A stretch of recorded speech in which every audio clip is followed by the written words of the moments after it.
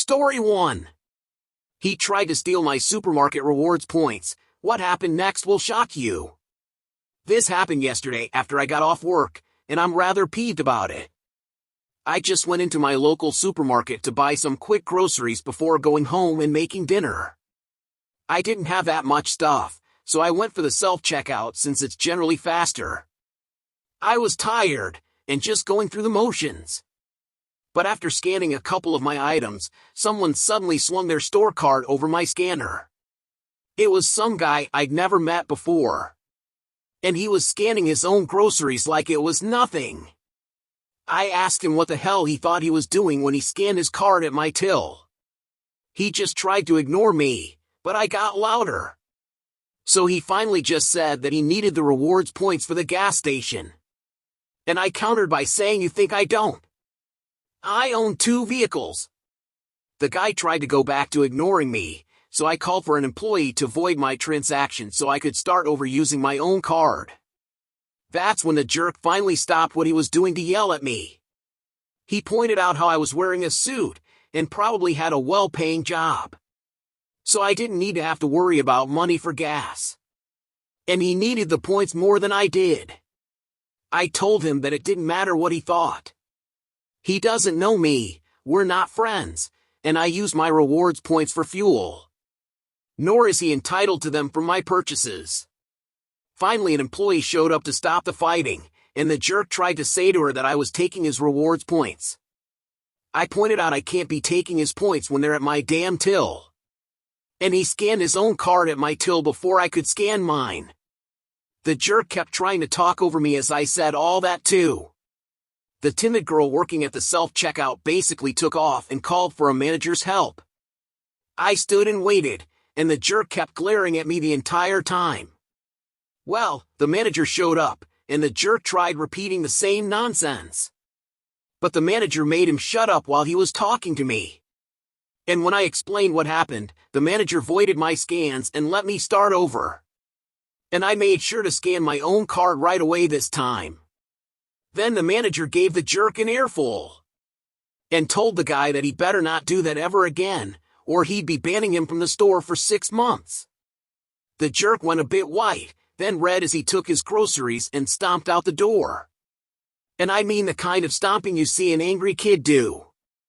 The manager apologized to me and said this sort of thing happens more often than you think.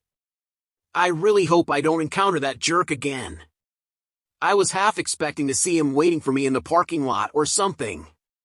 But thankfully he was long gone. Story 2. I canceled my wife's birthday party over one small request. Was I wrong? I male 36 remarried after my late wife passed away. I have a son, 15. My current wife and I have been together for 2 years. She generally has a good relationship with my son, although they tend to have some disagreements from time to time. My son has a background in arts that involve wood. He used to help his grandfather with his woodworking and learned how to make handmade wooden items and use them as gifts. I planned a dinner party for my wife's birthday at a prestigious restaurant. The day before the party, she was cleaning my son's room and saw what he got her for her birthday, and that was a wooden tree with mine, hers, and his name on it. She talked with him and told him while she thought it was a sweet gift, she asked that he don't bring it to the restaurant and give it to her there. Why? No idea. When my son told me this, I just had to call her out on it. She flat out said that she thought the gift looked ridiculous and she didn't want it to be seen in that prestigious restaurant and in front of her guests. I lost it on her and told her she should be ashamed of herself for saying this when my son was being sincere and thoughtful. She swore she wasn't ashamed nor embarrassed by his work and even said she'll take the gift, but she simply didn't want it to be seen there. I told her not to worry about it since I decided to cancel the whole thing. She went off on me, calling me unreasonable for outright canceling her birthday over such a trivial thing. I refused to keep arguing, but she threw a fit about how I ruined her birthday and made her lose respect for me and my promises. My son kept the gift since she left the house 2 days ago, and her mom has been chewing me out for my decision and calling me an asshole for treating her daughter like this. It could be that it was not a big deal and I overreacted, but my son was feeling hurt by her request. Story 3. Mama Karen demanded her entitled brat get special treatment, and what happened next will make your blood boil. I was beginning to hope that my days of visiting this sub for anything other than enjoyment were over.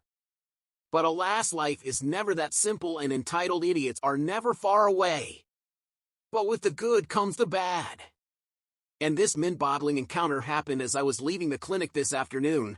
I was just a witness, and the lady who was the target of Mama Karen and the entitled brat was happy for me to share this. So let's get on with it. For those of you unfamiliar with a cancer ward or clinic where chemo is administered, and I pray you always will be, there is a little brass bell. This bell is a symbol of hope for all. It marks the end of treatment and the ringing of a new chapter, hopefully, cancer-free. For me, I vomited right before I rang the bell because the anxiety of the unknown was almost as bad as chemo itself, but that's another story. Today, it was Heather's real name. She gave me permission, turned to ring the bell. Heather is a really lovely lady. She's 58 with stage 2 ovarian cancer.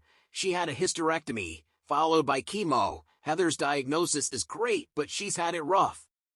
During the hysterectomy, she almost bled out due to undiagnosed complications. This left her hospitalized for over 3 weeks, delayed her treatment by over a month, and left her fearing the worst. Heather really is the most lovely woman you could meet.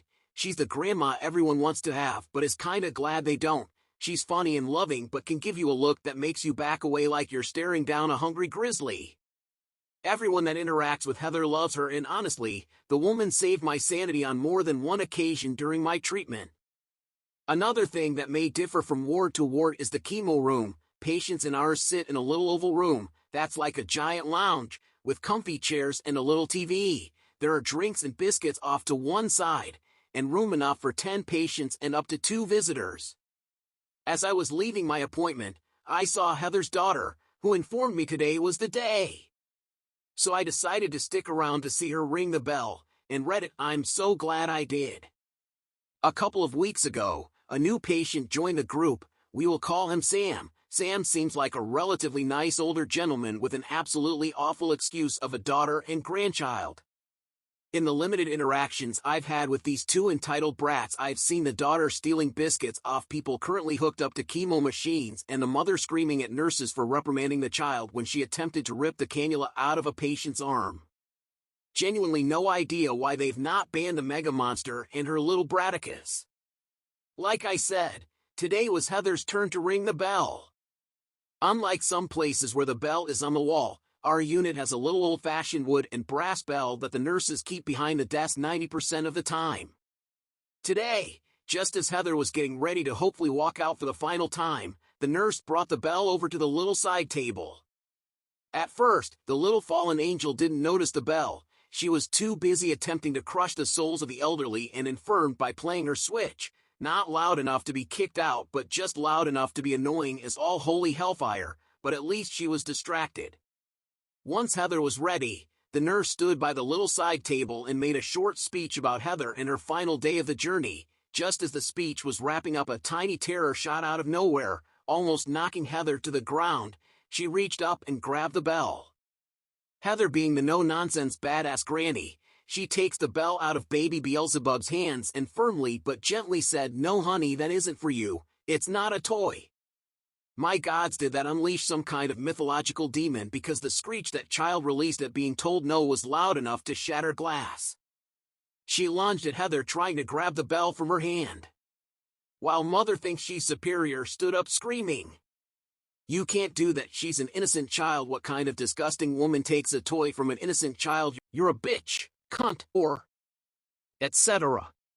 Give her back the bell, you don't need it, she deserves it more." It was a lot. It wasn't even a conversation. I'm pretty sure she growled it all in one breath.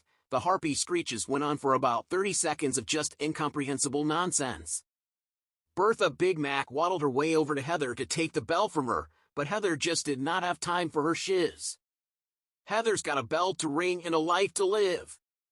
So as the rampaging rhino gets up to Heather, Heather goes heathen on her. She looks this entitled mama dead in the eye and says, "Your father must have been," insert the name of a certain WW2 German political leader, in a past life to be lumped with such a sorry excuse for a daughter. Well, this took everyone by surprise, as there was a brief pause before Heather unleashed everything she'd been dying to say to this Cerberus. Do you have any idea how exhausting it is to finish a round of treatment with you and your obnoxious brat around making everyone's lives miserable? I know God's testing us, but my God, we already have cancer, now He's saddling us with you too. You are disgusting, you are entitled, you are selfish, you are poorly behaved, and your child is just as awful as you are. And I hate saying that about an innocent child, but my God, she's awful. I've never hated a child until I met yours, but she's really, really awful. She's not been kicked out of school. Did I mention the kid's 10? Because the teachers are targeting her. She's been kicked out of school because she's an entitled bully just like her entitled mother, and if you want any hope of her having a decent life, you become a decent parent and correct some of her behavior. But oh no, that would require correcting yours, you abominable excuse for a human being. It was glorious, awful, awkward, and silent. Betty Big Mouth had suddenly been struck dumb. The tantruming terror was gaping like a fish out of water, and then there was Sam. Sam broke the silence when he started laughing, like deep belly, full-bodied laughter. Mama Hodai looked horrified, angry, mystified, and humiliated as her father laughed hysterically. To be fair, not sure any of us knew how to react. After what felt like an hour but was likely about a minute, Sam stopped laughing and told his daughter and granddaughter, you can sit down and shut up or go wait in the car. He then told Heather to go ahead and ring the bell. The slain beast and her beastat slinked back to their seats where they both sat shell-shocked, while Heather rang the bell.